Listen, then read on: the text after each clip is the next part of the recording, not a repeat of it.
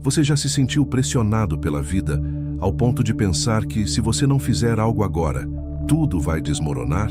Essa sensação de urgência, de que o impossível precisa ser resolvido pelas suas próprias mãos, pesa no coração de muita gente.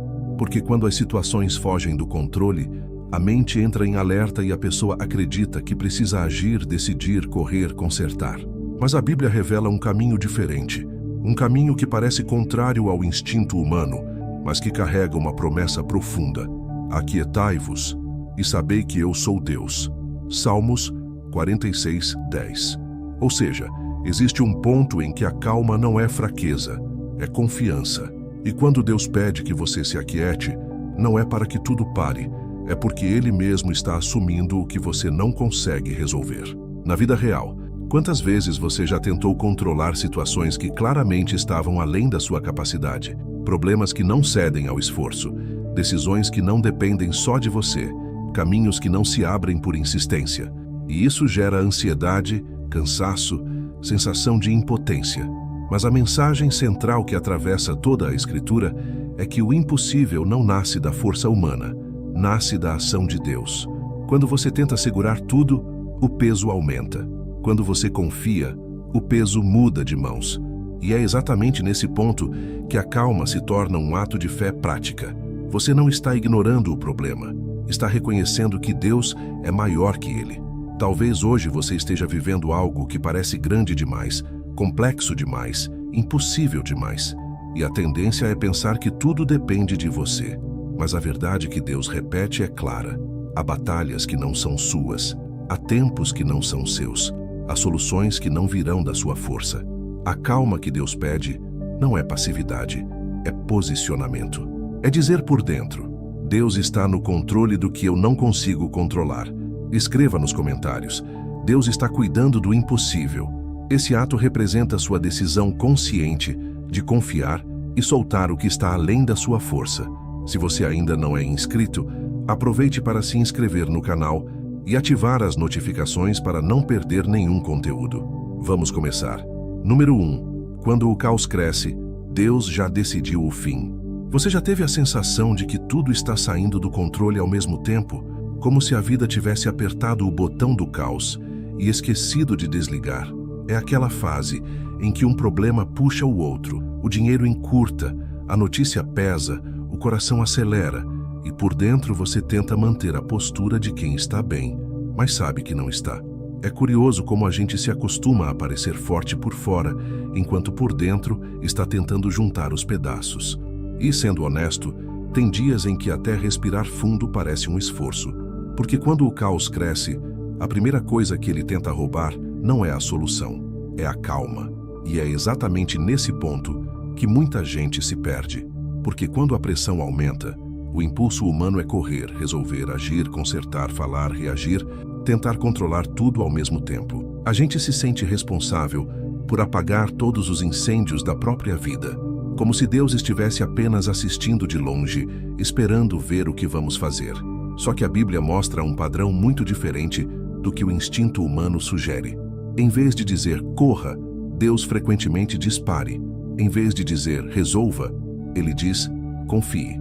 E isso parece quase ofensivo para quem está vivendo o caos, porque a sensação é de que parar é perder e confiar é arriscar demais. Mas olha a força direta de uma frase que atravessa séculos e continua atingindo o coração de quem está em crise. Aquietai-vos e sabei que eu sou Deus. Serei exaltado entre as nações, serei exaltado sobre a terra. Salmos 46:10.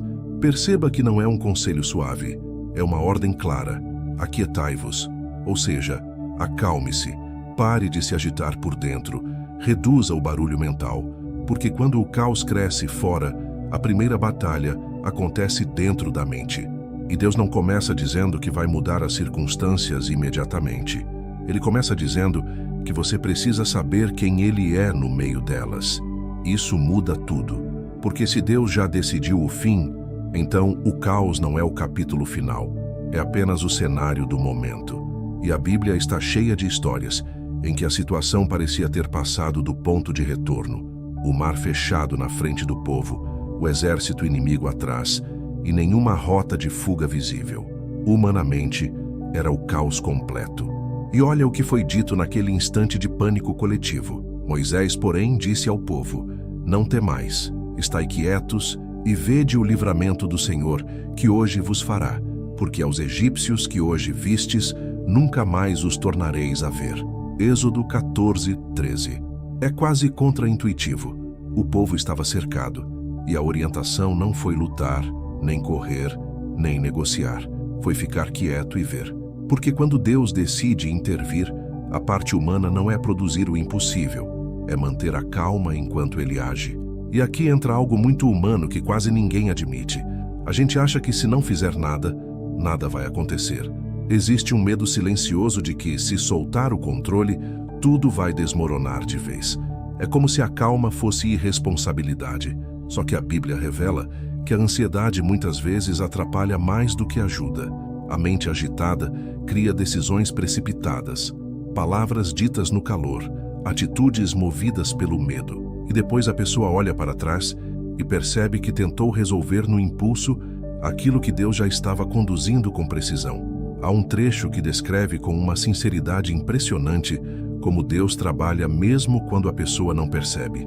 Eu irei adiante de ti e endireitarei os caminhos tortuosos, quebrarei as portas de bronze e despedaçarei os ferrolhos de ferro. Isaías 45:2. Olha o detalhe: irei adiante de ti. Isso significa que quando o caos cresce, Deus não começa a agir depois. Ele já está na frente, preparando o que você ainda nem viu. Enquanto a pessoa está olhando a porta fechada, Deus já está lidando com a tranca. Enquanto a mente imagina o pior, Ele já está movendo circunstâncias invisíveis aos olhos humanos.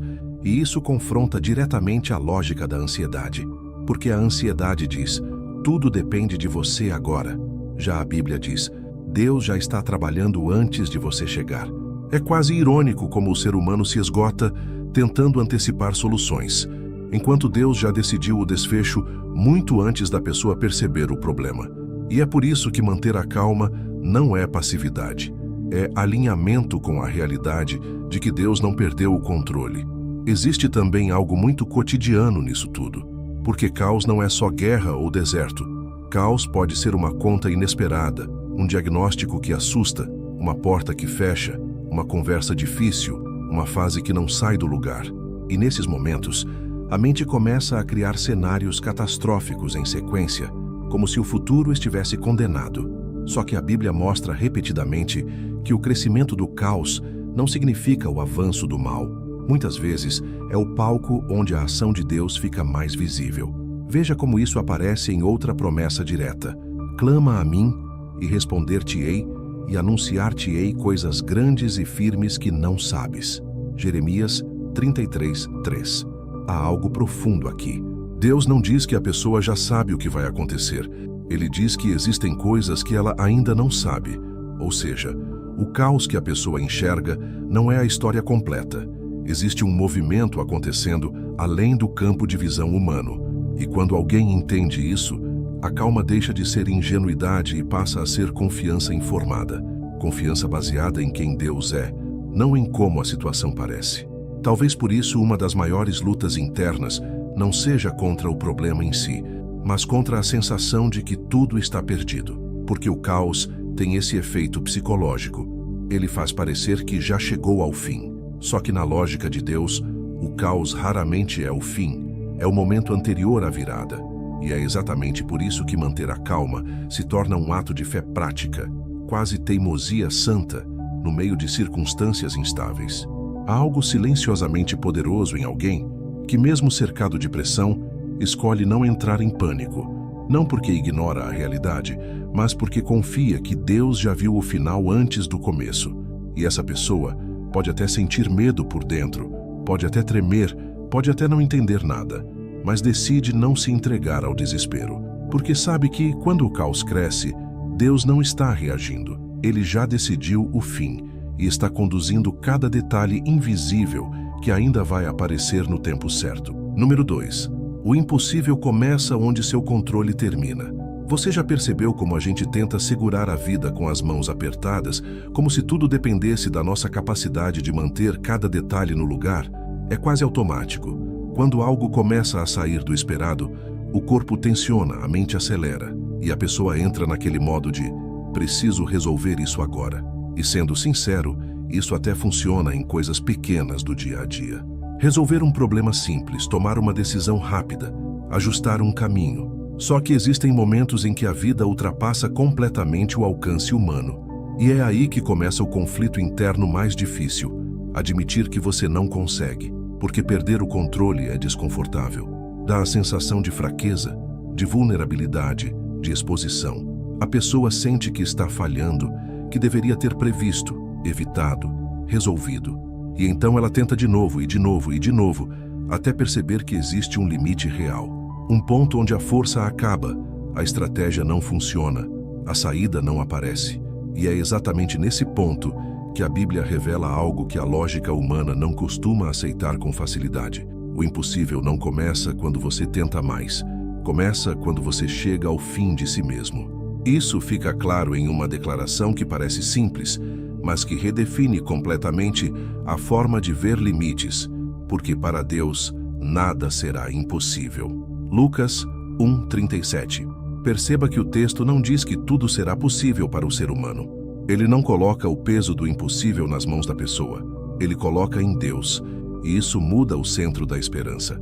Porque enquanto alguém acredita que precisa resolver tudo sozinho, o impossível permanece inalcançável. Mas quando a pessoa reconhece que há coisas que ultrapassam seu alcance, abre-se espaço para a ação de Deus. Existe uma história que expõe essa transição de forma muito humana. Um pai desesperado, sem saber mais o que fazer pelo filho, já tinha tentado ajuda em todos os lugares possíveis. E quando encontra Jesus, ele não chega com confiança plena, chega com uma mistura honesta de esperança e dúvida. E Jesus diz algo direto: se tu podes crer, tudo é possível ao que crê. Marcos 9:23. E a resposta do homem é uma das frases mais humanas da Bíblia. E logo o pai do menino, clamando com lágrimas, disse: eu creio, Senhor, ajuda a minha incredulidade. Marcos 9:24. Olha a profundidade disso. Ele não finge controle, não finge fé perfeita, não finge segurança. Ele admite que chegou ao limite. E é exatamente ali, no ponto onde o controle humano termina, que o impossível acontece. Porque o milagre não nasce da capacidade da pessoa, nasce da entrega dela. Isso confronta diretamente a cultura da autossuficiência. A ideia de que você precisa ser forte o tempo todo, capaz o tempo todo, no comando o tempo todo. Só que a Bíblia não exalta o ser humano que controla tudo. Ela mostra repetidamente que Deus age com mais liberdade quando a pessoa para de tentar ser a própria solução. Não é que Deus precise do limite humano para agir, é que o ser humano precisa reconhecer o limite para deixar Deus agir. E isso aparece em outra passagem que toca fundo na experiência de quem se sente incapaz. A minha graça te basta, porque o meu poder se aperfeiçoa na fraqueza. 2 Coríntios 12:9. É quase o oposto do pensamento comum. A lógica humana diz que o poder se aperfeiçoa na força. Deus diz que o poder se revela na fraqueza. Ou seja, o ponto onde você não consegue mais não é o fim, é o início de uma intervenção que não depende de você. Na prática da vida, isso se manifesta de formas muito reais. A pessoa que já tentou salvar uma situação que não responde. O esforço para consertar um relacionamento que parece quebrado demais. A tentativa de mudar algo que está além da própria capacidade. E quanto mais tenta, mais percebe que está girando em círculo. E então vem aquela sensação amarga de impotência. Só que a Bíblia trata essa sensação não como derrota, mas como transição. Porque o impossível nunca foi território humano, sempre foi território de Deus. Talvez por isso Jesus tenha dito algo que parece desconcertante à primeira vista. Sem mim nada podeis fazer. João 15:5. Não é exagero, nem metáfora. É uma afirmação direta sobre limite. Sem Deus, há um ponto onde a capacidade humana simplesmente não alcança. E reconhecer isso não diminui a pessoa, posiciona a pessoa, coloca-a no lugar certo da relação com Deus. Não como quem carrega o mundo, mas como quem depende. E há um detalhe que muita gente ignora. Quando o controle humano termina, não termina a responsabilidade de viver, agir e decidir nas coisas possíveis. O que termina é a ilusão de que tudo depende de você. E essa ilusão pesa demais. Ela esgota, adoece, sufoca, porque ninguém foi criado para sustentar o impossível. Esse peso não é humano. E quando alguém finalmente solta esse peso, algo muda por dentro. A tensão reduz, o desespero desacelera, a mente abre espaço para confiar. É curioso como a calma verdadeira muitas vezes nasce não quando o problema some, mas quando a pessoa aceita que não tem mais como controlar. Há quase um alívio silencioso em reconhecer: isso está além de mim. E esse reconhecimento não é desistência, é transferência. Transferência do impossível para quem realmente pode. E quando alguém chega a esse ponto, não significa que tudo se resolve imediatamente, mas significa que a base mudou. Porque agora a esperança não está na própria capacidade, mas em Deus. E quando a base muda, a forma de atravessar o caos também muda. A pessoa continua vivendo a situação, mas já não carrega sozinha o peso do resultado. Porque sabe que o impossível não começa na sua força. Começa exatamente onde seu controle termina, e Deus assume o que nunca esteve nas mãos humanas. Número 3. Deus age quando sua força se esgota. Você já chegou naquele ponto em que não é mais cansaço comum, é esgotamento mesmo. Não é só sono nem só preocupação, é aquela sensação de que por dentro acabou. Como se você estivesse funcionando no resto da energia, tentando manter a rotina, as responsabilidades, as palavras certas, mas sabendo que não tem mais força real para sustentar tudo. E o mais difícil é que por fora quase ninguém percebe. A pessoa continua trabalhando, cuidando, respondendo, tentando ser firme, mas por dentro existe um limite, sendo ultrapassado em silêncio. Esse tipo de esgotamento não é só físico, é emocional, mental, espiritual, no sentido mais humano da palavra. É quando a pessoa já tentou, insistiu, orou, esperou, lutou, pensou, repensou e chegou ao ponto de não ter mais o que dar. E aqui existe uma verdade que a Bíblia revela com uma delicadeza profunda. Deus não despreza o momento em que sua força acaba. Na verdade, é justamente ali que algo novo começa a aparecer. Porque enquanto a pessoa ainda se sente capaz, ela se apoia em si mesma, ainda acredita que pode segurar, resolver, sustentar. Mas quando a força se esgota, a dependência se torna real, não teórica, não religiosa, não falada, real. E é por isso que uma das promessas mais conhecidas da Bíblia é, na verdade, direcionada a quem já não tem mais energia própria. Ele dá força ao cansado e aumenta as forças ao que não tem nenhum vigor. Os jovens se cansarão e se fatigarão, e os moços certamente cairão. Mas os que esperam no Senhor renovarão as suas forças, subirão com asas como águias, correrão e não se cansarão, caminharão e não se fatigarão. Isaías 40, 29, 31. Olha o detalhe essencial. Deus aumenta a força de quem não tem nenhum vigor. Não é de quem ainda está forte, é de quem chegou ao zero. Isso muda completamente a forma de enxergar o esgotamento, porque o mundo vê o cansaço como fraqueza final. Deus vê como ponto de renovação, e isso confronta uma ideia muito comum, a de que você precisa estar forte para que Deus haja. Mas a Bíblia mostra o oposto.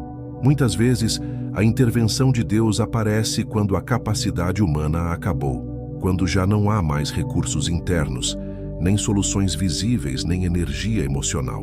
É ali que a pessoa descobre algo que nunca teria descoberto na força, que Deus sustenta o que ela não consegue mais sustentar.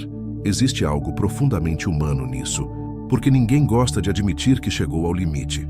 A gente tenta resistir, esconder, prolongar a força que já acabou, e isso gera um desgaste silencioso.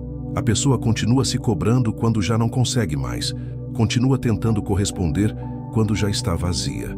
E é nesse ponto que as palavras de Jesus soam quase como um descanso permitido. Vinde a mim, todos os que estáis cansados e oprimidos, e eu vos aliviarei. Mateus 11, 28. Perceba que o convite não é para quem está bem, é para quem está cansado e oprimido. Ou seja, O cansaço não afasta, aproxima. O esgotamento não exclui, atrai. Deus não espera que você recupere a força sozinho para então se aproximar. Ele se aproxima justamente quando você já não consegue mais. Há também algo muito real na experiência de que, quando a força acaba, a pessoa começa a perceber que há coisas que nunca dependeram dela. Antes, ela carregava tudo como se fosse responsabilidade total. Agora, sem energia, ela é quase forçada a soltar. E ao soltar, descobre que o mundo não desmoronou, que Deus continua sustentando, que a vida continua andando, que portas continuam abrindo, que soluções continuam surgindo. E isso muda a percepção interna de controle. O apóstolo Paulo expressa isso com uma honestidade rara, quase desconcertante para a lógica humana. Por isso, sinto prazer nas fraquezas, nas injúrias, nas necessidades, nas perseguições, nas angústias por amor de Cristo. Porque quando estou fraco, então sou forte. 2 Coríntios 12:10. Isso não significa gostar do sofrimento. Significa entender que a fraqueza humana cria espaço para a força de Deus se manifestar. Não é romantizar o cansaço, é reconhecer que Deus não depende da energia humana para agir. E que muitas vezes, a pessoa só percebe isso quando sua própria força se esgota. Na vida real, isso aparece em momentos muito concretos. Quando alguém diz "eu não consigo mais", e ao mesmo tempo continua existindo, continua respirando, continua vivendo, continua atravessando dias que pareciam impossíveis de atravessar. Existe algo sustentando além da própria capacidade, algo que não vem da reserva emocional, nem da força mental, nem da disciplina, algo que vem de fora do próprio ser. E talvez seja por isso que tanta gente, olhando para trás, percebe que atravessou fases que jamais teria conseguido atravessar sozinho. Na época parecia insuportável, a força tinha acabado, mas a pessoa foi mantida de pé, não pela própria energia, mas por uma sustentação que ela nem sabia explicar naquele momento, e só depois entende que Deus estava agindo justamente quando ela já não tinha mais força nenhuma. Porque a lógica humana diz que Deus ajuda quem consegue, mas a Bíblia mostra repetidamente que Deus sustenta quem não consegue mais.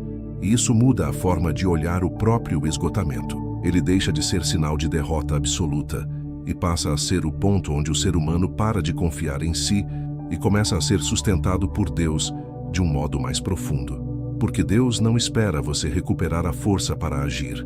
Ele age exatamente quando sua força se esgota e você já não tem mais como continuar sozinho. Número 4. A pressa destrói o milagre em construção. Você já percebeu como a pressa nasce quase sempre do medo?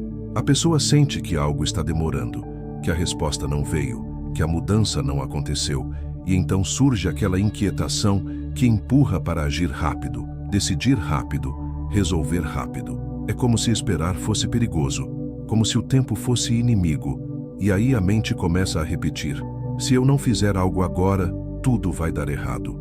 E sem perceber, a pessoa entra em movimento antes da hora. Existe algo muito humano nisso, porque ninguém gosta de viver na incerteza. A demora incomoda, a indefinição pesa, o silêncio inquieta. A pessoa quer fechar logo a situação, quer uma saída imediata, quer sentir que está no controle novamente. Só que a Bíblia mostra repetidamente que muitas coisas que Deus constrói têm tempo próprio.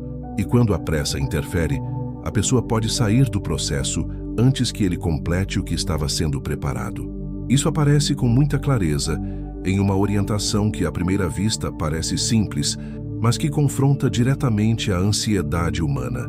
Esperei com paciência no Senhor, e Ele se inclinou para mim e ouviu o meu clamor. Salmos 40:1. Há duas partes aqui que mudam tudo. Primeiro, esperar.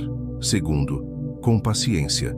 Não é apenas aguardar porque não há opção. É permanecer sem precipitar.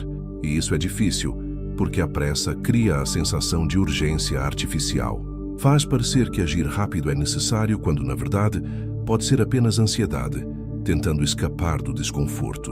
Na vida real, quantas decisões foram tomadas no impulso da pressa e depois trouxeram consequências que não precisariam existir? Palavras ditas antes de pensar, escolhas feitas antes de amadurecer, caminhos assumidos antes de clareza. A pressa tem essa característica. Ela quer encerrar logo o processo. Só que muitas vezes, Deus está trabalhando exatamente dentro do processo.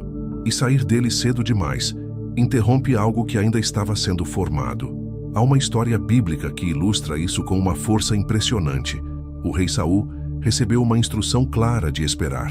O profeta viria no tempo certo para realizar o sacrifício. Mas o tempo passou. O povo começou a se dispersar, a pressão aumentou e Saul entrou em pânico. Então, decidiu agir antes da hora. E quando o profeta chegou, disse palavras que ecoam até hoje. Procedeste neciamente, não guardaste o mandamento que o Senhor teu Deus te ordenou, porque agora teria o Senhor confirmado o teu reino sobre Israel para sempre. 1 Samuel 13:13. Perceba a gravidade. Teria confirmado. Ou seja, algo estava em construção, algo estava sendo estabelecido, mas a pressa interrompeu o processo. Não foi falta de capacidade nem de oportunidade, foi precipitação. Saul não suportou esperar.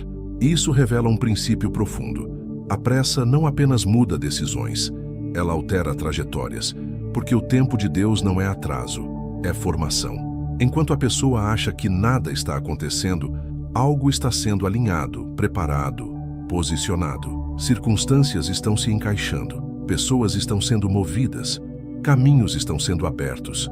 E quando a pessoa se precipita, ela entra em uma fase que ainda não estava pronta. Existe também um detalhe muito humano. A pressa nasce da sensação de que Deus está demorando. Só que a Bíblia desmonta essa percepção com uma frase direta. O Senhor não retarda a sua promessa, ainda que alguns a tenham por tardia, mas é longânimo para conosco. 2 Pedro 3:9. Ou seja, o que parece demora aos olhos humanos pode ser apenas o tempo certo de Deus. A diferença está na perspectiva.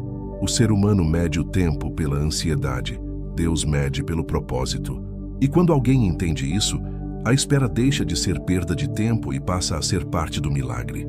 Há algo muito delicado acontecendo quando Deus trabalha.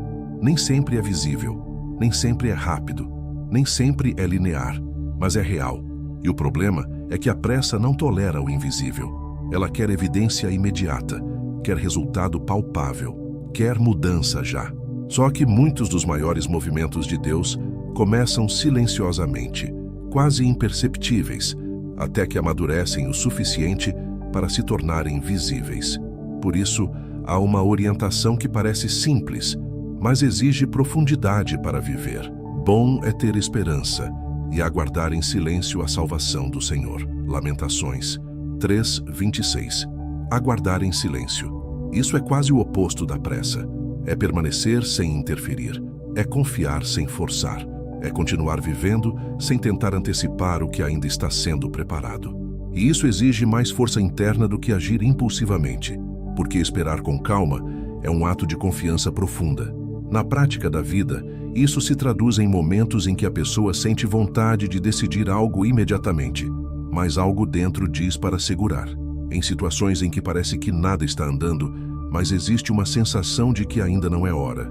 Em fases em que o coração quer resolver logo, mas a realidade ainda está sendo ajustada. E quem aprende a não ceder à pressa, descobre algo precioso. Muitas coisas se resolvem no tempo certo, sem precisar ser forçadas, porque a pressa tenta terminar antes do amadurecimento. E o que termina antes do tempo raramente se sustenta depois. Já o que Deus constrói no tempo certo cresce com base firme. E é por isso que manter a calma não é passividade, é proteção. Proteção contra decisões precipitadas, caminhos prematuros, escolhas que parecem solução, mas ainda não estão prontas. O milagre não nasce no impulso, ele amadurece no processo. E quando a pessoa aprende a não correr na frente do tempo de Deus, começa a perceber que muita coisa que parecia parada estava, na verdade, sendo formada em silêncio. Porque a pressa quer concluir agora, mas Deus ainda está construindo. E o que ele constrói no tempo certo permanece, enquanto o que é apressado antes da hora perde a base que ainda estava sendo preparada. Número 5. Quem tenta resolver tudo impede Deus de agir. Você já sentiu aquela responsabilidade esmagadora de que tudo depende de você? Como se você não pensar em cada detalhe, não prever cada risco, não tomar cada decisão certa, as coisas simplesmente desmoronassem. É uma sensação muito comum, especialmente em pessoas que carregam muito nas costas. Gente que se acostumou a segurar problemas, cuidar de tudo, antecipar crises, manter tudo funcionando. Só que essa postura que parece força, muitas vezes esconde um peso silencioso. A ideia de que você precisa resolver tudo sozinho.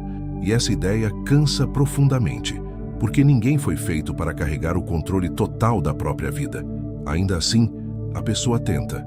Ela analisa, planeja, insiste, corrige, ajusta, força caminhos, tenta abrir portas com a própria mão. E quando não consegue, vem a frustração, a culpa, a sensação de falha, como se tivesse deixado algo escapar. Só que a Bíblia revela uma verdade que confronta diretamente essa postura. Tentar resolver tudo pode, sem perceber, impedir que Deus faça o que só Ele pode fazer. Isso aparece com muita clareza em uma orientação que é conhecida, mas raramente vivida em profundidade. Confia no Senhor de todo o teu coração e não te estribes no teu próprio entendimento. Reconhece-o em todos os teus caminhos e Ele endireitará as tuas veredas. Provérbios 3, 5, 6. Olha o contraste direto. Confiar em Deus ou se apoiar no próprio entendimento. As duas coisas competem. Quando a pessoa se apoia totalmente na própria lógica, na própria estratégia, na própria tentativa de controlar tudo, ela reduz o espaço da confiança real. Não é que Deus deixe de agir, é que a pessoa continua tentando ocupar o lugar de quem resolve. Existe algo muito humano nisso, porque confiar parece arriscado, parece passivo, parece que você está largando a responsabilidade. Mas confiar na lógica bíblica não é abandonar a vida, é parar de tentar ser o salvador dela. E isso é difícil para quem se acostumou a resolver tudo, porque soltar o controle dá a sensação de vulnerabilidade. Só que é exatamente aí que o agir de Deus começa a aparecer de forma mais clara. Há um episódio bíblico que mostra isso de maneira quase simbólica. O povo de Israel estava cercado por um exército muito maior, impossível de enfrentar humanamente. A reação natural seria organizar defesa, estratégia, luta. Mas a orientação foi completamente inesperada. Nesta peleja, não tereis que pelejar. Parai, estai em pé, e vede a salvação do Senhor para convosco. 2 Crônicas 20:17. Não tereis que pelejar, ou seja, não é sua batalha para resolver. Parem, fiquem firmes, observem. Isso confronta diretamente o instinto humano de resolver tudo. Porque existem situações que ultrapassam totalmente a capacidade humana. E quando a pessoa insiste em tentar controlar o que não é dela, ela entra em desgaste e ainda perde a chance de ver Deus agir. Na vida cotidiana, isso aparece em formas muito reais. A pessoa tentando consertar relacionamentos que não dependem só dela, tentando abrir caminhos que ainda não se abriram, tentando forçar soluções em situações que precisam de tempo e intervenção maior. E quanto mais tenta, mais se esgota. Porque está tentando ocupar um lugar que não é humano, o lugar de quem sustenta tudo. Jesus trouxe isso para uma linguagem direta, quase doméstica, que toca qualquer pessoa que vive preocupação constante. Qual de vós, por ansioso que esteja, pode acrescentar um côvado à sua estatura? Mateus 6:27. Ou seja, a ansiedade não aumenta a capacidade real, não cria soluções, não muda o que está fora do alcance humano, ela apenas consome energia. E quando a pessoa tenta resolver tudo movida pela ansiedade, ela entra em um ciclo de esforço que não produz o impossível, apenas desgaste. Há algo libertador em reconhecer que nem tudo depende de você, que existem partes da vida que são responsabilidade humana e outras que não são. E quando a pessoa tenta resolver as duas categorias, ela se sobrecarrega, porque tenta carregar também o que pertence a Deus. E isso gera uma tensão constante, uma vigilância exaustiva, como se tudo pudesse dar errado a qualquer momento se ela relaxar. Só que a Bíblia convida exatamente ao oposto, lançando sobre ele toda a vossa ansiedade, porque ele tem cuidado de vós. 1 Pedro 5:7. Lançar significa transferir, entregar, soltar. Não é negar o problema, nem fugir da responsabilidade. É reconhecer que o resultado final não está nas suas mãos. E isso cria espaço. espaço interno, espaço emocional, espaço espiritual no sentido humano de confiança, espaço para Deus agir onde você não alcança. E quando alguém realmente começa a soltar o controle total, algo muda na forma de viver. A pessoa continua fazendo o que pode, mas deixa de tentar fazer o que não pode. Continua agindo, mas para de forçar o impossível. Continua cuidando, mas sem tentar ser o sustentador de tudo. E nesse espaço que se abre, muitas vezes começam a acontecer movimentos que ela nunca teria conseguido produzir sozinha. Porque há situações que não respondem ao esforço humano, mas respondem ao agir de Deus. E enquanto a pessoa insiste em resolver tudo, ela continua olhando para si mesma como fonte de solução. Mas quando solta, começa a olhar para Deus como quem realmente conduz. E essa mudança de centro altera a forma de atravessar o caos, porque o peso deixa de ser todo humano. Não se trata de passividade, trata-se de posição, saber o que é seu e o que não é, fazer o que pode e confiar no que não pode. Viver com responsabilidade sem carregar onipotência, porque tentar resolver tudo não aumenta o controle, apenas aumenta o desgaste. E quando a pessoa finalmente entende que existem batalhas que não são dela, começa a experimentar algo raro, ver Deus agir onde antes só havia esforço humano tentando ocupar o lugar que nunca foi seu. Número 6.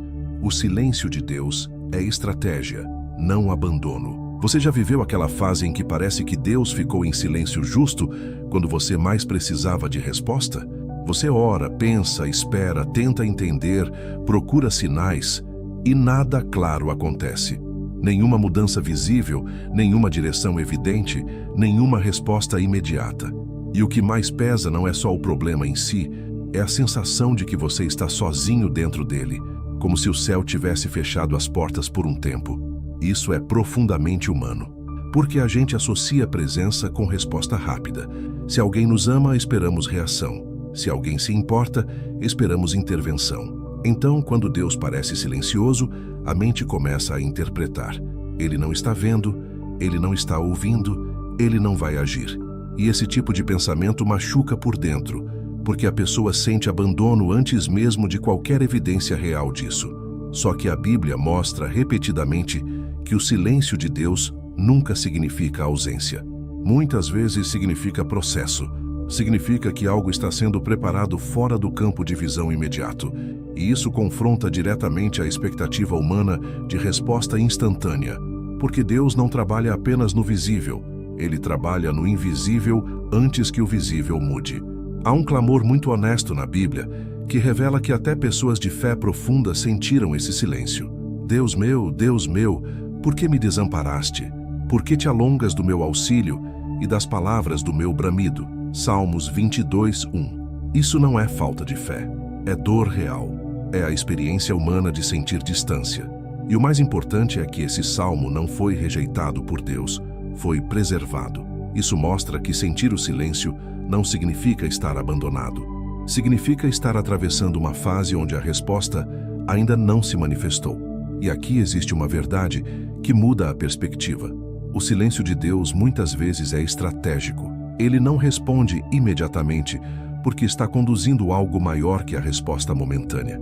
Está alinhando circunstâncias, moldando pessoas, preparando caminhos, ajustando tempos. E tudo isso acontece enquanto, do ponto de vista humano, parece que nada está acontecendo. Veja uma promessa que fala diretamente a quem vive esse intervalo silencioso. Porque os meus pensamentos não são os vossos pensamentos, nem os vossos caminhos os meus caminhos, diz o Senhor. Isaías 55:8. Ou seja, o modo como Deus age nem sempre segue o ritmo humano. O ser humano quer resposta imediata. Deus trabalha em profundidade, e profundidade leva tempo. Não porque Deus demora, mas porque o que ele faz é completo. Na vida real, o silêncio de Deus costuma acontecer em momentos decisivos. Fases em que a pessoa precisa amadurecer algo por dentro. Situações em que o coração precisa ser ajustado. Circunstâncias que precisam alinhar antes da intervenção visível. E enquanto isso acontece, a sensação humana é de vazio. Mas o vazio percebido não é ausência real, é invisibilidade do processo. Existe também algo muito importante. Se Deus respondesse imediatamente a cada pedido humano, muita coisa que precisa ser formada internamente nunca se formaria. A confiança não amadureceria. A dependência não se aprofundaria. A fé prática não cresceria. O ser humano continuaria buscando apenas respostas rápidas, não relacionamento real. E o silêncio, embora desconfortável, cria espaço para algo mais profundo nascer. Há um versículo que parece simples, mas carrega uma profundidade imensa para quem está nessa fase. Espera no Senhor, anima-te, e Ele fortalecerá o teu coração. Espera, pois, no Senhor. Salmos 27:14. Repare que não diz apenas espera. Diz Ele fortalecerá o teu coração, enquanto você espera. Ou seja, o silêncio não é vazio. É tempo de fortalecimento interno. Algo está sendo construído dentro, enquanto a resposta ainda não aparece fora. Isso muda a forma de interpretar o silêncio. Em vez de abandono, passa a ser preparação. Em vez de ausência, passa a ser atuação invisível. Em vez de rejeição, passa a ser condução silenciosa. E quando a pessoa começa a enxergar assim, algo dentro a calma. Porque percebe que Deus não precisa falar o tempo todo para estar agindo o tempo todo. Há momentos na Bíblia em que Deus ficou em silêncio por períodos longos antes de agir de forma decisiva. O silêncio nunca foi o fim da história. Sempre foi o intervalo antes da virada. E isso continua verdadeiro na experiência humana. O fato de você não ver resposta ainda não significa que não existe resposta em movimento. Significa apenas que ela ainda não chegou ao ponto visível. E quando alguém atravessa esse silêncio sem desistir, sem abandonar a confiança, sem interpretar a demora como rejeição, começa a perceber depois que muita coisa estava sendo organizada enquanto parecia que nada acontecia. Caminhos que se abriram no tempo certo, pessoas que surgiram na hora exata, soluções que apareceram quando já não havia previsão. E então, a pessoa entende que o silêncio não era ausência, era estratégia, porque Deus não abandona no silêncio, Ele trabalha nele. E mesmo quando tudo parece quieto, parado e sem resposta, existe um movimento acontecendo além do que os olhos conseguem ver, um movimento que continua avançando, mesmo quando a sensação humana é de que o céu ficou em silêncio. Número 7. O medo acelera o erro que Deus quer evitar. Você já percebeu como o medo tem pressa? Ele não gosta de esperar, não gosta de refletir, não gosta de confiar. O medo quer resolver agora, sair agora, decidir agora, reagir agora. Porque para ele qualquer segundo parado parece perigoso. E quando o medo assume o controle, a pessoa começa a agir não pelo que é certo, mas pelo que parece mais seguro no momento.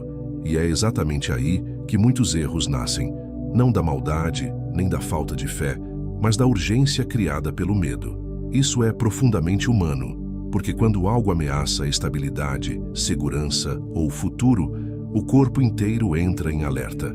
A mente imagina cenários negativos, o coração acelera, a pessoa sente que precisa fazer algo imediatamente. E muitas vezes faz. Decide antes de pensar, fala antes de avaliar, muda antes de discernir. Só que o medo raramente conduz à clareza. Ele conduz à fuga. E fugir de algo antes do tempo certo pode levar diretamente ao erro que Deus estava tentando evitar. A Bíblia mostra esse padrão com uma honestidade impressionante. O medo não aparece apenas em pessoas fracas, aparece em pessoas de fé também. Em momentos de pressão, até gente que confiava em Deus tomou decisões precipitadas, porque o medo distorce a percepção. Ele faz o perigo parecer maior e a proteção de Deus parecer menor. E quando isso acontece, a pessoa se move para fora do caminho antes da hora. Existe uma orientação repetida tantas vezes na Bíblia que quase perde o impacto de tão familiar, mas ela é profundamente prática. Não temas, porque eu sou contigo. Não te assombres, porque eu sou teu Deus. Eu te fortaleço e te ajudo e te sustento com a destra da minha justiça. Isaías 41:10. Olha o encadeamento. Não temas, porque eu sou contigo. O antídoto do medo não é a coragem humana isolada, é a consciência da presença de Deus. Porque quando a pessoa acredita que está sozinha, o medo cresce. Mas quando lembra que não está, o impulso de agir precipitadamente diminui. Na prática da vida, o medo cria atalhos perigosos. A pessoa aceita o que não deveria aceitar por medo de perder. Abandona o que não deveria abandonar por medo de sofrer. Decide o que não deveria decidir por medo do futuro. E depois percebe que a decisão não nasceu da sabedoria, mas da ansiedade. O medo não apenas altera emoções, ele altera escolhas. E escolhas feitas sob medo raramente refletem o melhor caminho. Há uma história bíblica que ilustra isso de forma quase dolorosa. Abraão recebeu uma promessa clara de Deus sobre seu filho, mas o tempo passou. A promessa parecia distante e o medo silencioso de que não se cumprisse começou a crescer. Então surgiu uma solução humana: gerar um filho por outro caminho. Parecia lógico, parecia resolver a demora, mas não era o plano de Deus. E aquela decisão precipitada trouxe consequências que atravessaram gerações. O medo da demora acelerou um erro que Deus nunca havia pedido. Isso revela algo profundo. O medo tenta produzir soluções fora do tempo de Deus. Ele não confia no processo. Ele quer garantir o resultado por conta própria. Só que o resultado obtido pelo medo raramente traz paz. Porque não nasce da confiança, nasce da insegurança. E insegurança produz caminhos paralelos, não caminhos alinhados. Por isso a Bíblia conecta diretamente medo e precipitação em várias passagens, porque Deus sabe que o medo altera o discernimento. E quando o discernimento se altera, a pessoa se move antes de entender, e ao se mover antes, entra em terrenos que não precisaria entrar. Há um princípio claro em Provérbios que toca esse ponto. O que confia no seu próprio coração é insensato, mas o que anda sabiamente será salvo. Provérbios 28:26. Quando o medo domina, a pessoa confia apenas na própria emoção do momento, no próprio instinto de fuga, na própria urgência interna. Mas a sabedoria pede pausa, pede avaliação, pede confiança maior que a sensação imediata. E isso protege de decisões que parecem solução, mas são desvio. Existe também algo libertador em reconhecer que o medo nem sempre indica perigo real. Muitas vezes, indica apenas incerteza, e incerteza faz parte do caminho com Deus. Nem tudo será claro de imediato, nem tudo será garantido antecipadamente, nem tudo será visível antes do tempo. E o medo tenta preencher essa lacuna com ação precipitada.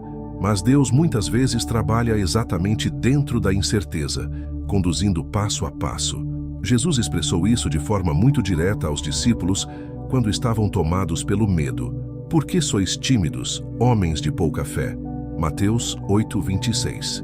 Não era condenação, era correção de percepção. O medo deles vinha da interpretação de que estavam em perigo absoluto. Mas Jesus estava presente, e a presença mudava a realidade, mesmo que o cenário externo ainda fosse ameaçador. Na vida cotidiana, quantas escolhas seriam diferentes se o medo não estivesse no comando? Quantas decisões seriam mais calmas, mais alinhadas, mais sábias? Quantos erros seriam evitados se a pessoa tivesse parado um pouco antes de agir? O medo acelera porque teme perder o controle.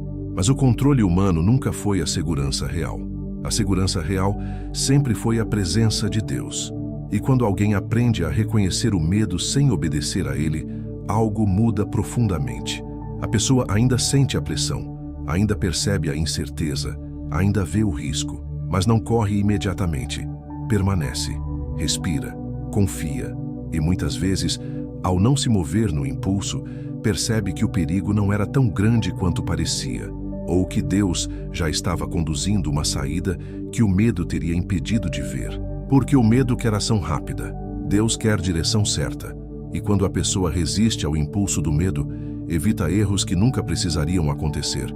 Erros que nascem não da falta de fé, mas da pressa de fugir antes do tempo que Deus ainda está conduzindo com cuidado invisível. Número 8. O atraso que você teme é proteção ativa. Você já teve a sensação de que algo importante na sua vida está atrasado? Como se o tempo estivesse correndo para todos ao redor, menos para você. Pessoas avançando, portas se abrindo, caminhos acontecendo, e você parado em um ponto que parece não sair do lugar. E o mais difícil não é só a espera, é o medo do que esse atraso pode significar. A mente começa a interpretar: estou ficando para trás, perdi o tempo, não vai acontecer, já era para ter acontecido. E esse tipo de pensamento pesa porque toca em algo profundo, o medo de perder o momento certo da vida. Isso é muito humano, porque a gente mede progresso pelo relógio e pelo movimento visível. Se algo não aconteceu quando esperávamos, automaticamente chamamos de atraso. Só que a Bíblia apresenta uma visão completamente diferente do tempo. Nem tudo que parece atrasado está fora do tempo. Muitas vezes está sendo protegido até o tempo certo. E essa ideia muda a forma de olhar para fases em que nada parece andar. Há um princípio que atravessa toda a Escritura e aparece de forma direta em uma frase curta, mas profunda. Tudo tem o seu tempo determinado e há tempo para todo o propósito debaixo do céu. Eclesiastes 3:1. Perceba que não diz apenas que tudo acontece, diz que tudo tem tempo determinado. Ou seja, o tempo faz parte do propósito.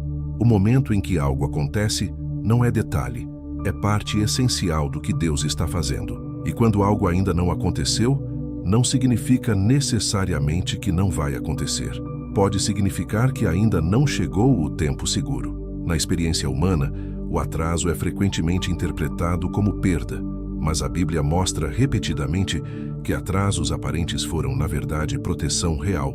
Pessoas que queriam avançar antes da hora, situações que pareciam prontas antes de estarem maduras, caminhos que pareciam certos antes de estarem seguros. E Deus, muitas vezes, fechou portas ou permitiu demoras que depois se revelaram livramento. Existe uma passagem que fala diretamente sobre isso de forma muito clara, porque a visão ainda está para cumprir-se no tempo determinado, mas se apressa para o fim e não enganará. Se tardar, espera-o, porque certamente virá. Não tardará. Abacuque 2:3. Olha a atenção do texto. Se tardar, espera-o, certamente virá. Ou seja, o que parece demora não é cancelamento, é espera até o tempo certo. E isso confronta a ansiedade humana, que interpreta a ausência imediata como negação definitiva. Mas Deus trabalha com tempos que protegem o resultado. Na vida cotidiana, quantas coisas que você queria antes teriam sido pesadas demais se tivessem vindo naquele momento? Quantas oportunidades que pareciam perfeitas depois mostraram riscos que você não via? Quantos caminhos que pareciam atraso depois se revelaram livramento? A perspectiva muda quando se olha para trás. O que parecia demora muitas vezes foi preservação. Há também algo importante. O atraso de Deus nunca é passividade. Não é que ele esteja inativo. Muitas vezes, ele está alinhando circunstâncias, preparando pessoas, moldando caráter, ajustando ambientes. Tudo isso acontece antes que o visível mude, e enquanto isso, a pessoa sente que está parada. Mas, na realidade, há movimento invisível acontecendo. Isso aparece de forma muito concreta na história de José. Ele recebeu uma promessa clara ainda jovem, mas o cumprimento demorou anos. Houve prisão, injustiça, esquecimento. Tudo parecia atraso. Só que, quando o tempo certo chegou, José mesmo reconheceu algo profundo. Assim, não fostes vós que me enviastes para cá, senão Deus. Gênesis 45:8. Ou seja, o caminho que parecia desvio e demora era, na verdade, preparação e posicionamento. Se José tivesse chegado ao lugar de autoridade antes do tempo, não teria estrutura para sustentar. O que parecia atraso foi formação. Isso se repete na vida real. Fases em que a pessoa sente que nada anda, mas depois percebe que estava sendo preparada. Que se tivesse recebido antes, não teria maturidade para lidar. Que se tivesse avançado antes, teria se ferido. Que se tivesse chegado antes, teria perdido. O atraso aparente era a proteção ativa. Existe também um detalhe emocional profundo. O atraso confronta a comparação. Porque quando a pessoa olha ao redor e vê outros avançando, o peso aumenta. A sensação de estar atrás cresce.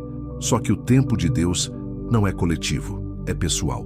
Cada história tem ritmo próprio. Cada processo tem duração própria. Cada caminho tem formação própria. Comparar tempos diferentes gera angústia desnecessária. Por isso a Bíblia traz uma afirmação que reposiciona a confiança. O Senhor é bom para os que esperam por Ele, para a alma que o busca. Lamentações 3:25. Deus é bom enquanto se espera, não apenas depois, ou seja, a espera não é abandono, é cuidado em andamento, mesmo que não seja visível ainda, mesmo que não seja compreendido ainda, mesmo que não seja confortável ainda. Há algo profundamente protetor no tempo de Deus. Ele não entrega antes do que sustenta, não abre antes do que prepara, não posiciona antes do que forma. E quando a pessoa aprende a enxergar assim, o atraso deixa de ser ameaça e passa a ser cuidado. Não é que o futuro esteja sendo negado, está sendo guardado até o momento certo, porque nem tudo que demora está perdido. Muitas coisas estão apenas sendo mantidas fora de alcance até que o tempo se torne seguro. E quando finalmente chegam com base firme, sem risco oculto, sem dano invisível, sem peso prematuro. O atraso que a pessoa temeu revela que não era perda, era proteção. Proteção ativa, silenciosa, constante, enquanto o tempo certo ainda se aproximava sem que os olhos humanos conseguissem perceber. Número 9. Deus trabalha melhor quando você para. Você já notou como parar parece errado quando tudo está em crise? Quando a situação aperta, o impulso automático é fazer mais, tentar mais, correr mais, pensar mais, resolver mais. Ficar parado parece perda de tempo, parece negligência, parece que você está deixando a vida escapar. E por isso muita gente entra em um movimento contínuo, quase frenético, tentando produzir solução pela intensidade. Só que, curiosamente, a Bíblia mostra várias vezes que há momentos em que parar não é fracasso, é condição para ver Deus agir. Isso confronta diretamente o pensamento moderno de que valor está sempre no fazer. A ideia de que quanto mais você se move, mais controle tem. Só que há situações em que o movimento humano só aumenta a confusão. Quanto mais a pessoa tenta, mais se agita. Quanto mais se agita, menos clareza tem. E nesse ciclo, o ruído interno cresce tanto que a pessoa já não consegue perceber direção nenhuma. É exatamente aí que a pausa se torna espiritual no sentido mais humano da palavra. Não mística, mas realinhamento com a realidade de que nem tudo depende da sua ação. Há uma declaração bíblica que é quase desconcertante para quem vive em modo de esforço constante. O Senhor pelejará por vós, e vós vos calareis. Êxodo 14:14. Repare no contraste. Deus peleja, vocês se calam. Ou seja, há momentos em que a intervenção de Deus acontece quando o ser humano interrompe a própria tentativa de resolver. Não porque agir seja sempre errado, mas porque há situações que não respondem ao esforço humano. E continuar tentando nelas só prolonga o desgaste. Na vida cotidiana, isso aparece de formas muito reais. A pessoa que tenta resolver uma situação emocional pela força da repetição, falando, insistindo, pressionando, tentando controlar o resultado, ou tentando abrir portas à base de insistência, contatos, pressão interna. E quanto mais tenta, mais percebe que nada muda, e o cansaço cresce, porque existe um tipo de problema que não responde à intensidade, responde ao tempo e à ação de Deus. Parar nesse contexto não é desistir, é reconhecer limite, é admitir que você chegou ao ponto onde continuar tentando não produz mais efeito. E isso exige humildade, porque a mente humana resiste a admitir que não consegue mais. Mas quando alguém chega a esse ponto e para, algo muda internamente. A tensão diminui, o ruído mental reduz, e nesse espaço de silêncio, a percepção começa a voltar. Há um princípio profundo que aparece em Isaías e que descreve exatamente esse movimento. Na conversão e no sossego estaria a vossa salvação, na tranquilidade e na confiança estaria a vossa força. Isaías 30:15. Olha a inversão completa. Força na tranquilidade, não na agitação. Salvação no sossego, não no esforço desesperado. Isso não significa passividade total na vida, mas significa que há momentos em que o agir de Deus se manifesta melhor quando a pessoa interrompe o próprio controle. Existe também algo muito humano. Quando a pessoa está em movimento contínuo, ela perde a capacidade de perceber o que já está acontecendo. O foco fica apenas no que ainda não mudou. E isso cria frustração constante. Mas quando para, começa a notar sinais que antes estavam invisíveis. Pequenas mudanças, alinhamentos silenciosos, portas que começam a se mover. O movimento de Deus muitas vezes é sutil no início, e a mente agitada não percebe sutileza. Isso explica por que Jesus, em vários momentos, se retirava para lugares silenciosos antes de agir, não por incapacidade, mas por alinhamento. O parar não era ausência de ação, era preparação para a ação certa. E isso revela algo essencial. Nem todo movimento é produtivo, e nem toda pausa é perda. Na prática da vida, quantas situações se resolveram depois que você parou de insistir?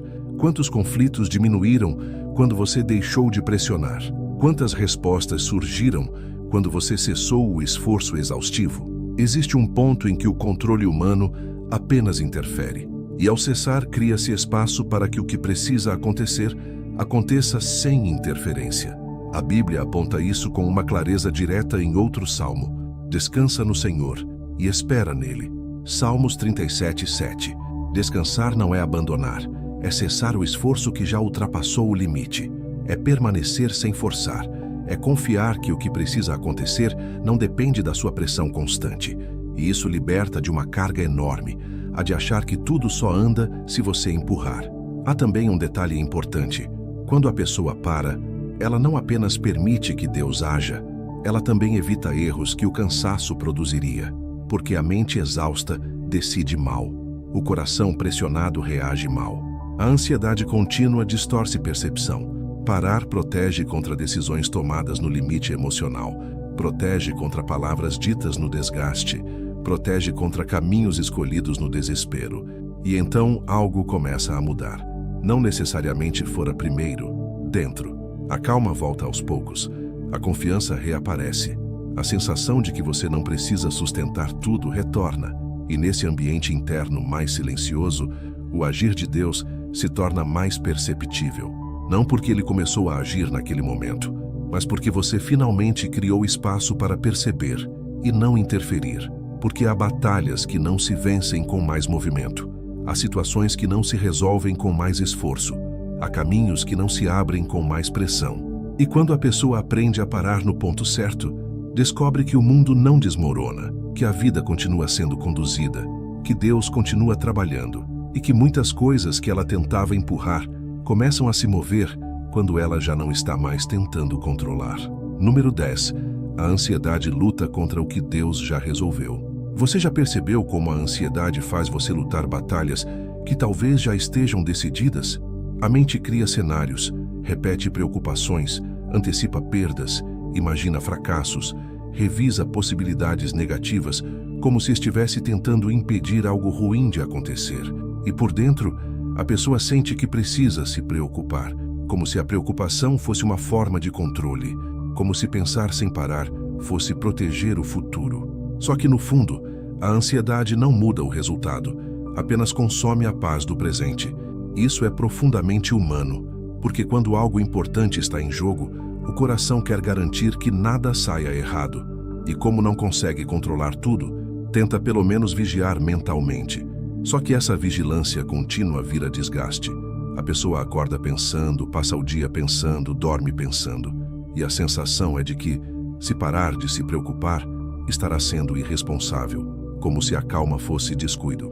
Só que a Bíblia revela algo que muda completamente essa lógica. Há situações que Deus já está conduzindo, enquanto a pessoa ainda está lutando por dentro. Jesus falou diretamente sobre isso em palavras que parecem simples, mas que confrontam a ansiedade humana de forma profunda. Não andeis ansiosos por coisa alguma. Vosso Pai Celestial bem sabe que necessitais de todas essas coisas. Mateus 6, 25, 32. Perceba a base. Deus sabe. Antes mesmo de você resolver. Antes mesmo de você entender. Antes mesmo de você pedir do jeito certo. Deus já conhece a necessidade e já está atento a ela. Isso significa que a ansiedade não informa Deus. Ele já sabe. E mais do que saber, Ele já está trabalhando dentro da realidade que você teme. Na prática da vida, a ansiedade cria a sensação de que tudo ainda está em aberto, indefinido, ameaçado. Mas muitas vezes, nos bastidores, coisas já estão sendo alinhadas, pessoas já estão sendo movidas, caminhos já estão sendo preparados, soluções já estão em formação, e a pessoa continua lutando mentalmente contra um desfecho que Deus já está conduzindo. É como tentar empurrar uma porta que já está sendo aberta do outro lado. Há um versículo que revela algo muito consolador para quem vive preocupado com o futuro. Porque eu bem sei os pensamentos que penso de vós, diz o Senhor, pensamentos de paz e não de mal, para vos dar o fim que esperais. Jeremias 29:11. Olha a profundidade disso. Deus já tem pensamentos sobre o fim. Ou seja, o resultado não está em branco, não está indefinido, não está à deriva. Há um propósito em andamento. E quando a pessoa vive em ansiedade constante, ela está lutando internamente contra uma realidade que Deus já está moldando com cuidado. Isso não significa que tudo será fácil ou imediato, mas significa que o futuro não está solto no acaso. Deus já está trabalhando dentro dele, e a ansiedade, sem perceber, tenta assumir o lugar de quem controla o resultado, como se ao se preocupar o suficiente, pudesse garantir o desfecho certo. Só que a preocupação não cria segurança, apenas cria exaustão. Paulo expressa isso de forma muito direta. Não estejais inquietos por coisa alguma, antes, as vossas petições sejam em tudo conhecidas diante de Deus, e a paz de Deus, que excede todo o entendimento, guardará os vossos corações e os vossos sentimentos em Cristo Jesus. Filipenses 4, 6, 7. Perceba que a paz vem antes da mudança visível. Não diz que a situação já terá se resolvido. Diz que o coração será guardado. Ou seja, mesmo enquanto Deus trabalha no externo, Ele oferece paz interna.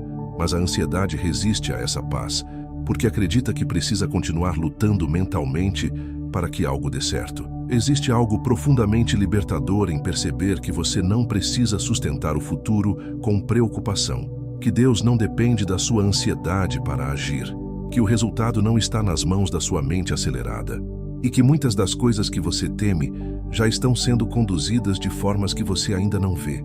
Na vida real, quantas vezes você já se preocupou intensamente com algo que depois se resolveu sem que você pudesse ter feito nada? Quantas noites de ansiedade foram gastas em cenários que nunca aconteceram? Quantos medos foram dissipados pelo tempo e pela ação que você não controlava? Isso revela um padrão. A ansiedade luta contra incertezas que Deus já está resolvendo no invisível. Há também algo importante. A ansiedade quer antecipar o futuro antes que ele chegue, mas Deus trabalha no tempo certo. E enquanto o futuro não se manifesta, a ansiedade tenta preencher o espaço com preocupação. Só que esse espaço não está vazio, está sendo preparado, mesmo que a pessoa não perceba. Por isso Jesus concluiu o ensino sobre ansiedade com uma frase extremamente prática: não vos inquieteis, pois, pelo dia de amanhã, porque o dia de amanhã cuidará de si mesmo. Mateus 6:34. O amanhã já tem cuidado em andamento. Não está abandonado, não está esquecido, não está sem direção. E quando alguém entende isso, começa a perceber que a ansiedade não protege o futuro, apenas rouba o presente, enquanto Deus continua conduzindo o que virá. E então algo muda internamente. A pessoa ainda se importa, ainda se preocupa em algum nível humano, ainda sente o peso das coisas importantes, mas deixa de lutar mentalmente como se tudo dependesse dela. Porque começa a confiar que há decisões de Deus já em movimento, soluções já em formação, caminhos já em preparo, enquanto a mente humana ainda tenta resolver por antecipação o que Deus já está conduzindo com precisão além do alcance da ansiedade. Número 11. O controle humano atrasa o impossível divino. Você já percebeu como a gente tenta controlar até aquilo que claramente não está sob controle? A pessoa organiza, planeja, calcula, revisa, tenta prever cada variável, cada risco, cada possibilidade, e isso até faz sentido em muitas áreas da vida. Mas existe um ponto em que o controle humano ultrapassa o que é responsabilidade e entra no território do impossível. E mesmo assim, a mente continua tentando segurar, como se soltar, tudo fosse escapar, como se manter o controle fosse a única forma de segurança.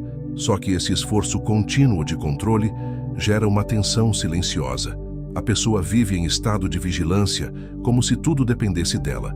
Cada detalhe vira responsabilidade pessoal. Cada resultado vira peso interno. E isso cansa profundamente, porque ninguém foi feito para controlar o que só Deus pode conduzir. E é exatamente aí que a Bíblia revela algo que confronta diretamente essa postura. Tentar controlar o impossível não apenas esgota, pode atrasar o que Deus já está pronto para fazer. Isso aparece de forma muito clara em uma passagem que fala sobre o limite do esforço humano. Se o Senhor não edificar a casa, em vão trabalham os que a edificam. Se o Senhor não guardar a cidade, em vão vigia a sentinela. Salmos 127, 1. Perceba o ponto. O trabalho humano sem o agir de Deus não produz o resultado final. Não importa o quanto a pessoa vigie, planeje ou construa, o impossível não nasce do controle humano. E quando a pessoa insiste em sustentar tudo sozinha, ela continua trabalhando em vão no território que não é dela. Na vida real, o controle muitas vezes nasce do medo. Medo de perder, medo de falhar, medo de que algo saia diferente do esperado. E então a pessoa tenta antecipar cada detalhe para garantir que nada fuja. Só que quanto mais tenta controlar o que não pode, mais ansiedade cria. Porque o impossível não responde ao controle. Ele responde ao agir de Deus. E enquanto a pessoa tenta controlar, continua presa ao limite humano. Há um contraste profundo em Provérbios que expõe isso com clareza. O coração do homem planeja o seu caminho, mas o Senhor lhe dirige os passos. Provérbios 16, 9. Planejar não é errado. O erro está em acreditar que o plano humano determina o resultado final, porque há uma direção que ultrapassa o planejamento. E quando a pessoa tenta forçar o caminho segundo o próprio controle, ela entra em tensão com a condução de Deus. Não porque Deus a rejeite, mas porque o controle humano resiste a soltar o que não consegue dirigir. Isso se manifesta de forma muito prática. A pessoa tentando garantir resultados emocionais, decisões de outras pessoas, oportunidades futuras, mudanças que não dependem só dela, tentando segurar tudo como se fosse possível. E ao fazer isso, entra em desgaste contínuo, porque o impossível não pode ser controlado. Ele só pode ser recebido quando Deus age. Jesus expressou isso de forma muito direta em uma pergunta que atravessa qualquer tentativa de controle absoluto. Qual de vós, por ansioso que esteja, pode acrescentar um côvado à sua estatura? Lucas 12, 25. Ou seja, há limites claros. O controle humano não altera o impossível. Não muda o que está além da capacidade, não garante o futuro, não produz o milagre, apenas cria a sensação temporária de que algo está sendo feito, mas o resultado final continua fora das mãos humanas. Existe também algo profundo. O controle excessivo muitas vezes impede a confiança real, porque confiar implica soltar, e soltar parece risco. Então a pessoa mantém o controle e chama isso de responsabilidade. Só que, na prática, continua tentando ocupar o lugar de quem dirige tudo. E isso cria atraso, não porque Deus não queira agir, mas porque a pessoa ainda não soltou o que Ele quer conduzir. Há uma entrega muito clara ensinada por Jesus que confronta isso diretamente. Se alguém quiser vir após mim, negue-se a si mesmo, tome cada dia a sua cruz e siga-me. Lucas 9, 23. Negar a si mesmo inclui soltar o controle absoluto. Reconhecer que você não dirige tudo, que não sustenta tudo, que não define tudo e que existe uma condução maior. Isso não diminui a pessoa, a posiciona corretamente, como participante, não como controlador final. Na experiência cotidiana, quantas vezes algo começou a fluir justamente quando você parou de tentar controlar? Quantas situações se resolveram quando você soltou? Quantas portas se abriram quando você deixou de forçar? Isso revela um padrão silencioso. O impossível começa a aparecer quando o controle humano termina. Porque enquanto a pessoa segura, ela permanece no limite próprio. Mas quando solta, entra no espaço onde Deus atua. E esse espaço é o único onde o impossível realmente acontece. Não por esforço, não por cálculo, não por vigilância, mas por ação que ultrapassa o alcance humano. Existe uma paz diferente quando alguém finalmente admite: isso não está nas minhas mãos. Não como desistência, mas como alinhamento com a realidade. E nesse momento a tensão diminui, a ansiedade reduz, o coração descansa, porque o peso volta para quem realmente pode carregá-lo. E Deus continua conduzindo. O controle humano não cria segurança real, apenas cria desgaste. E quando alguém aprende a soltar o impossível, descobre que Deus já estava pronto para agir há muito tempo. Não faltava poder, não faltava intenção, não faltava promessa. Faltava apenas o espaço que o controle humano ainda estava ocupando, até que finalmente se abrisse para que o impossível divino começasse a se mover, além do alcance de qualquer tentativa humana de dirigir. Número 12. Deus assume quando você solta. Você já percebeu como é difícil soltar algo que você sente que precisa controlar? Pode ser uma situação, uma decisão, uma pessoa, um resultado, um futuro. A mente insiste: se eu não segurar, vai dar errado. E então a pessoa continua apertando, insistindo, tentando conduzir, mesmo quando já está claro que não consegue mais. Existe quase um medo físico de soltar, como se abrir a mão significasse perder para sempre. Só que muitas vezes é exatamente quando a mão solta que Deus começa a assumir. Isso é profundamente humano, porque soltar parece risco, parece desistência, parece negligência. A pessoa sente que está abandonando algo importante, mas a Bíblia mostra repetidamente que soltar não é abandonar, é transferir do limite humano para o alcance de Deus. E enquanto a pessoa ainda tenta segurar o que não consegue conduzir, continua presa ao próprio limite. Mas quando solta, entra no espaço onde Deus atua com liberdade.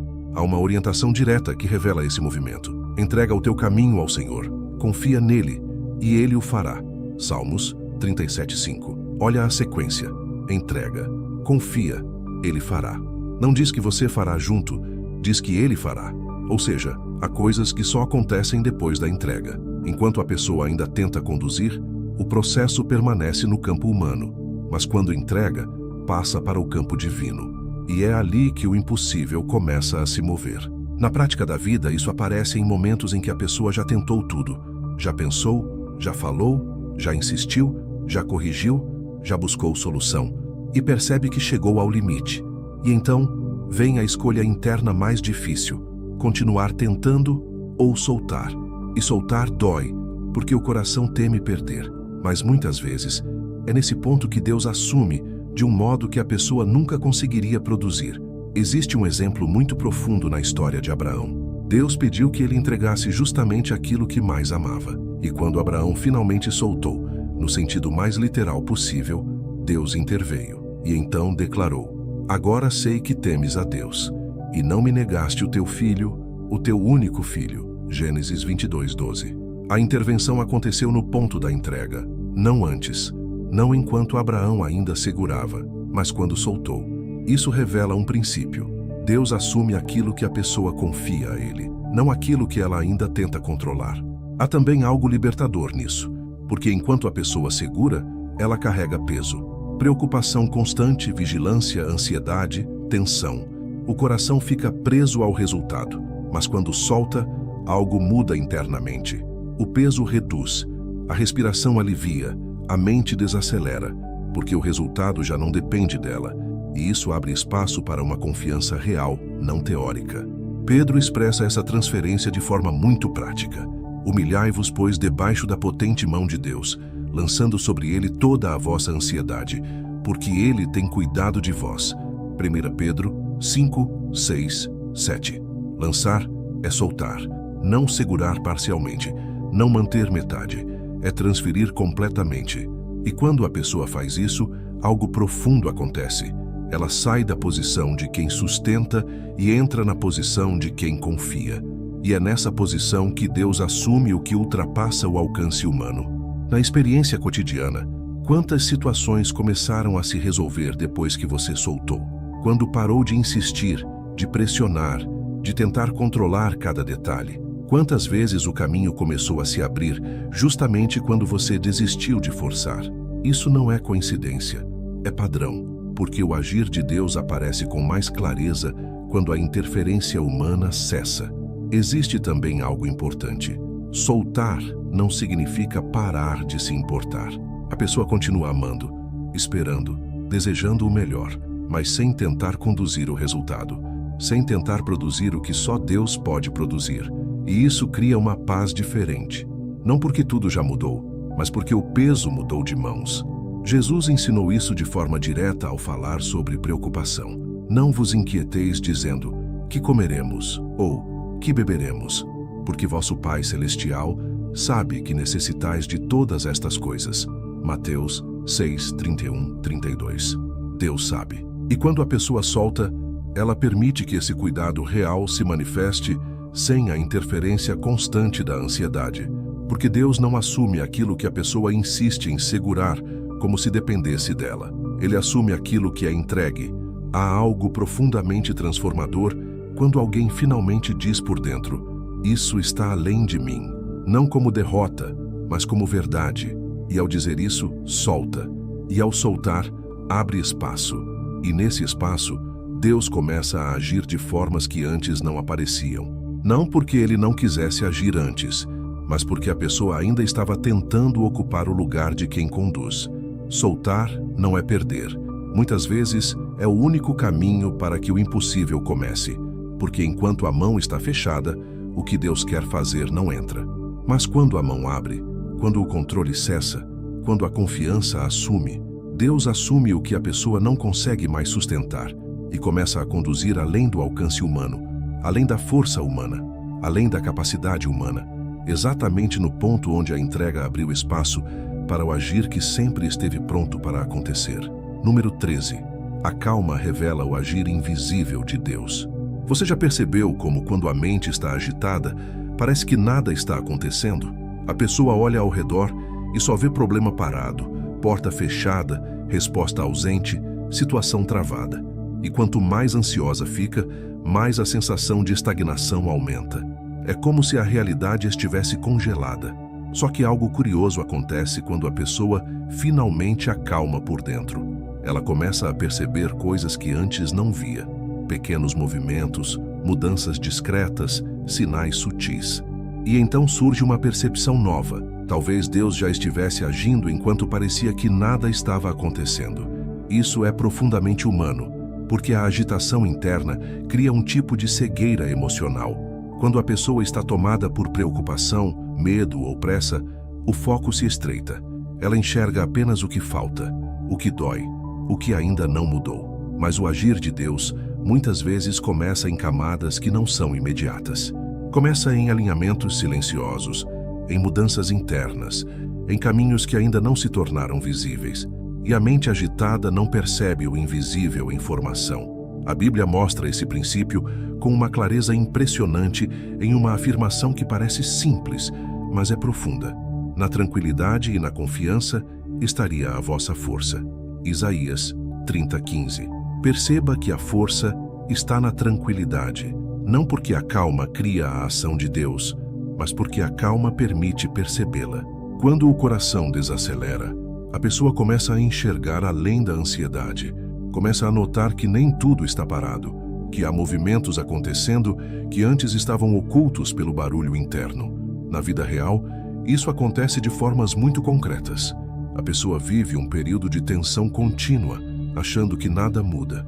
E então, em um momento de pausa, percebe que algo já avançou. Uma situação que estava bloqueada começou a se mover. Uma resposta começou a surgir. Uma mudança interna aconteceu. E a pessoa percebe que Deus já estava trabalhando enquanto ela só via imobilidade. O agir era invisível porque a mente estava agitada demais para perceber.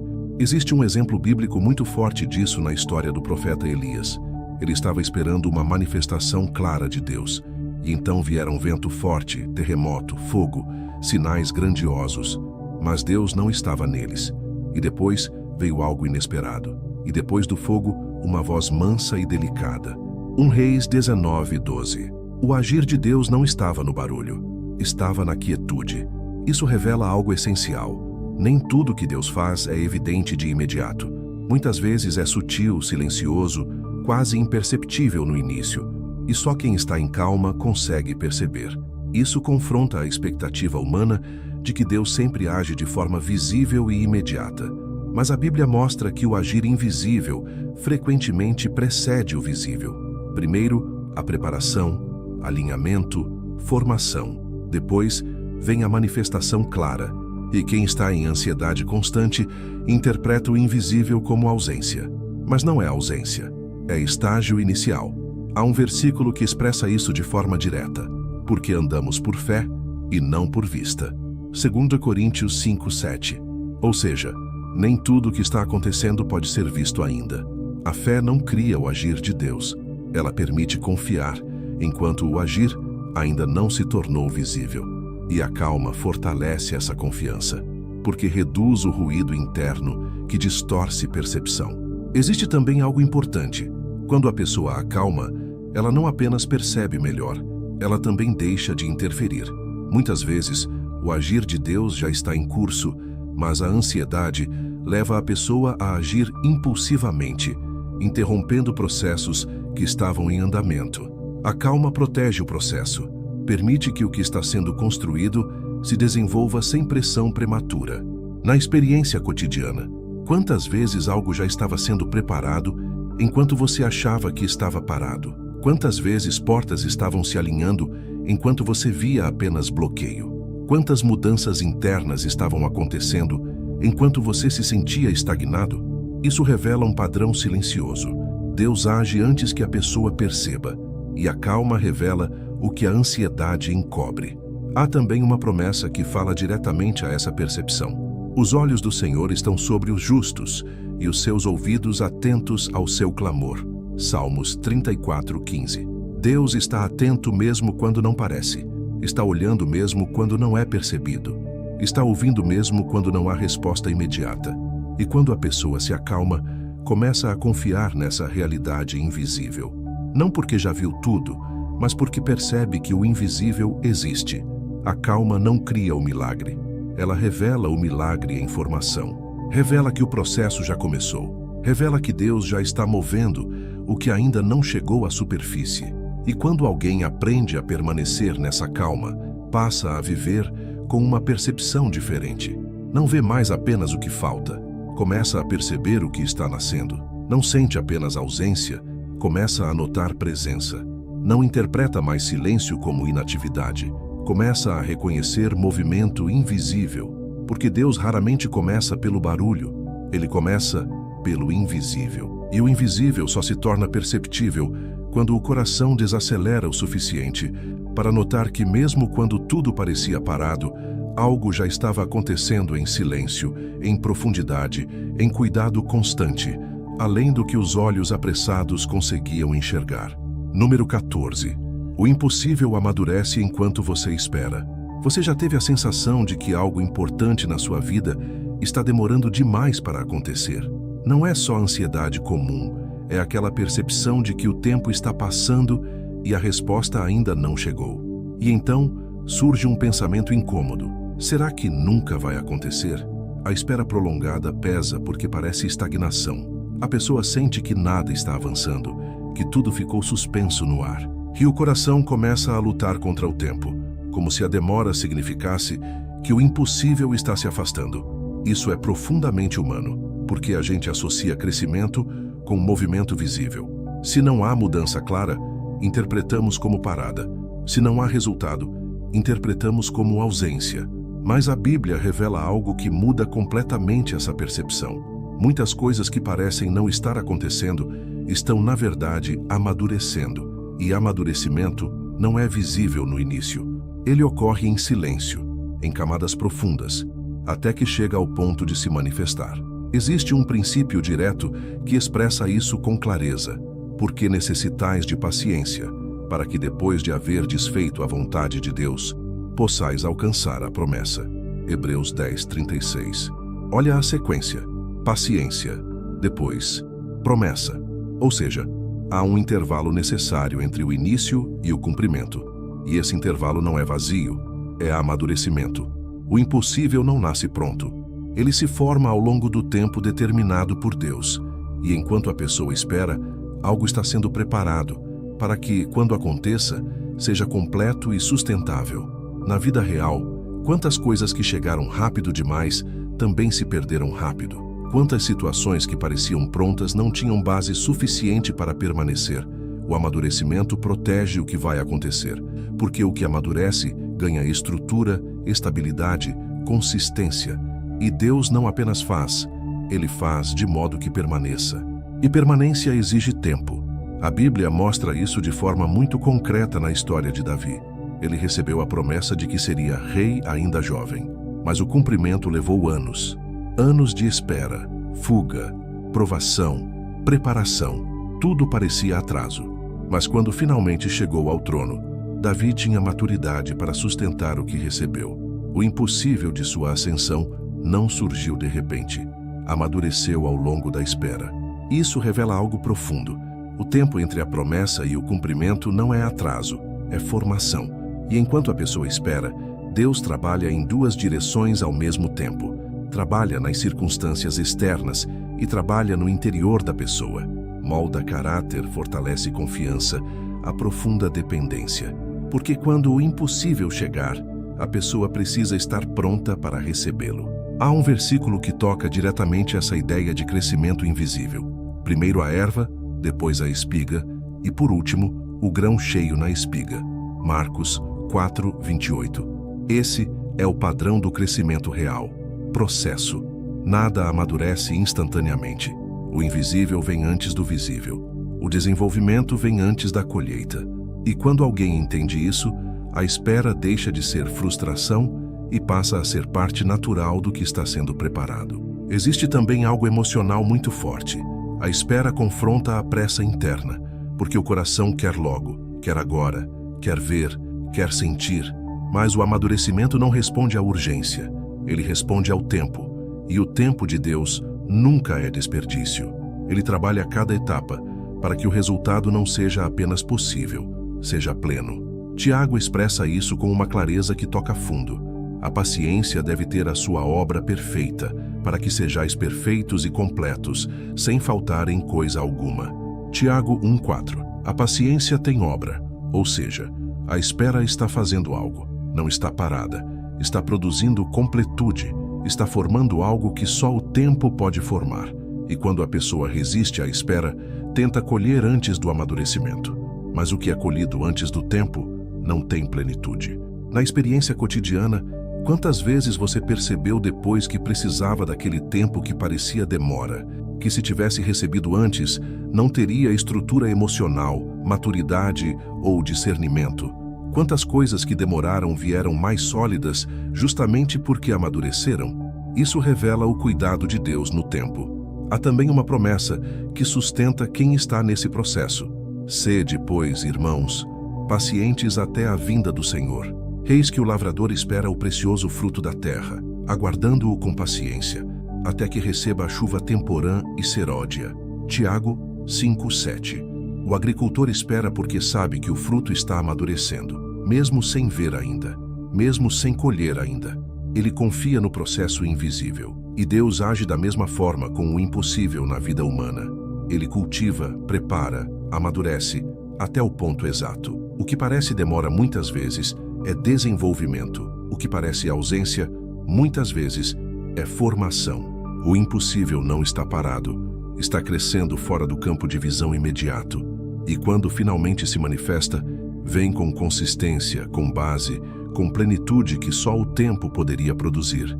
Porque Deus não apenas realiza o impossível, Ele o amadurece. E enquanto a pessoa espera, algo está sendo formado em silêncio, em profundidade, em cuidado constante. Algo que ainda não apareceu, mas que está se desenvolvendo passo a passo, até o momento em que o que foi preparado ao longo do tempo finalmente se torne visível e real, além daquilo que a espera fazia parecer distante. Número 15. Deus finaliza o que você não pode começar. Você já se sentiu incapaz diante de algo que precisava acontecer na sua vida? Aquela sensação de que existe um resultado desejado, necessário, importante, mas totalmente além da sua capacidade de iniciar. Não é só difícil, é impossível mesmo. A pessoa olha e pensa, isso nunca vai acontecer porque eu não tenho como começar. E esse tipo de limitação pesa, porque o ser humano está acostumado a acreditar que tudo precisa começar pela própria ação, que se você não der o primeiro passo, nada acontece. Só que a Bíblia revela algo profundamente libertador. Existem coisas que Deus começa sem depender de você, e que Ele mesmo conduz até o fim. Isso confronta diretamente a ideia de que tudo precisa nascer da iniciativa humana, porque há situações em que você simplesmente não tem como abrir o caminho, iniciar o processo, criar a oportunidade ou produzir a mudança. E quando percebe isso, pode surgir frustração ou desistência. Mas é exatamente aí que o agir de Deus entra com mais clareza, porque o impossível não exige sua capacidade inicial, exige o poder de Deus. Há uma afirmação bíblica que expressa isso de forma direta e consoladora. Aquele que começou a boa obra em vós há de completá-la até ao dia de Jesus Cristo. Filipenses 1:6. Perceba a ênfase. Ele começou, ele completará. Não depende de você iniciar, nem de você sustentar, nem de você finalizar. Deus assume o ciclo completo. Isso muda completamente a perspectiva de quem se sente incapaz, porque o início não está preso ao limite humano, está na iniciativa de Deus. Na vida real, quantas coisas importantes na sua história começaram sem que você tivesse como iniciar? Encontros que mudaram caminhos, oportunidades que surgiram inesperadamente, direções que apareceram sem planejamento prévio, mudanças internas que começaram sem que você tivesse força para produzi-las. Isso revela um padrão. Deus não apenas ajuda o que você começa, muitas vezes Ele começa o que você nunca conseguiria. A Bíblia mostra isso repetidamente. Deus escolhe pessoas improváveis, abre caminhos improváveis, cria inícios onde não havia possibilidade. Abraão não tinha como iniciar a promessa de descendência. Moisés não tinha como iniciar a libertação de um povo. Davi não tinha como iniciar um reinado. Em todos esses casos, o começo não veio da capacidade humana, veio da ação de Deus, e depois Ele mesmo conduziu até o cumprimento. Há uma declaração de Deus que reforça isso com clareza. Eu sou o Senhor, é o meu nome, a minha glória, pois a outrem não darei. Eis que as primeiras coisas se cumpriram, e novas coisas eu vos anuncio. Antes que venham à luz, vô-las faço ouvir. Isaías 42, 8, 9. Deus anuncia antes, inicia depois e cumpre no tempo certo. Ou seja, o processo nasce nele, não na limitação humana. E isso liberta profundamente quem sente que não tem como começar algo necessário ou desejado. Porque o começo não depende da sua força, depende da decisão de Deus. Existe também algo muito humano. A pessoa acredita que, se não consegue iniciar, então nunca acontecerá. Mas isso parte da ideia de que tudo precisa nascer da ação própria. E a Bíblia desmonta essa lógica, porque mostra que Deus inicia processos que ultrapassam totalmente a capacidade humana. E quando Ele inicia, o fim também está garantido. Jesus expressou isso de forma muito direta ao falar sobre impossibilidades. Para os homens é impossível, mas não para Deus, porque para Deus todas as coisas são possíveis. Marcos 10, 27. O impossível não é obstáculo para Deus iniciar. E quando Ele inicia, o ser humano participa, mas não sustenta o processo. Deus conduz, Deus abre, Deus posiciona, Deus completa. E isso remove o peso de achar que tudo depende da própria capacidade. Na experiência cotidiana, quantas vezes você já percebeu que algo começou sem que você tivesse como produzir? Uma mudança interna que nasceu sem explicação, um caminho que surgiu sem planejamento, uma porta que abriu sem esforço seu. Isso não é acaso, é padrão do agir de Deus. Ele inicia o que a pessoa não poderia iniciar e conduz o que ela não poderia sustentar. Há também uma promessa que reforça essa segurança. O Senhor aperfeiçoará o que me concerne. Salmos 138, 8. Deus aperfeiçoa, ou seja, completa, termina, conclui. O que diz respeito à sua vida não está abandonado no meio do caminho. Não depende da sua capacidade de levar até o fim.